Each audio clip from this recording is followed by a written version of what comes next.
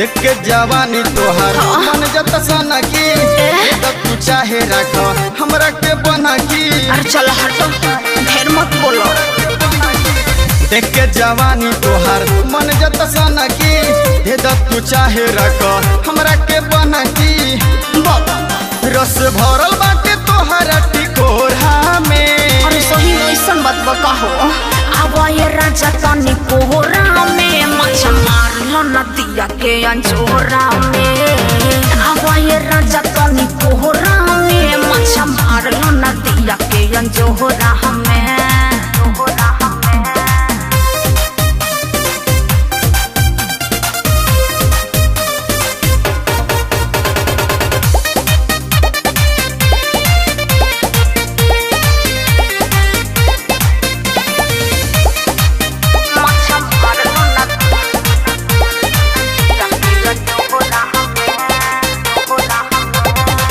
जन तरसाव गोरी बहिया में आवा मिलल बा मौका लेके फायदा उठावा। अच्छा तोहरा झांसा में ना पड़ो। बोला जन तरसाव गोरी बहिया में आवा मिलल बा मौका लेके फायदा उठावा। ऐसे काहे तोहरा सता तोहरो तो मन हो बहिया में लेला तो तोहरे हो धन हो। बड़ी मजा मिलता गाता तोरा में। ऐसन बात कहो। आवा ये राजा तनी कोहरा में मच्छा मार लो नदिया के अंजोरा में।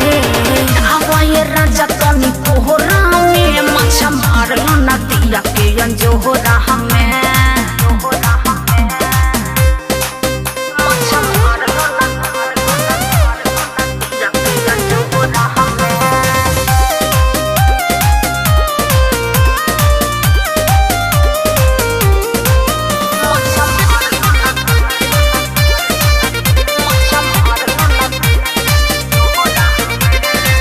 देखला बिना तो हमार मन नहीं भरे बार बार देखी तो के ये मन करे।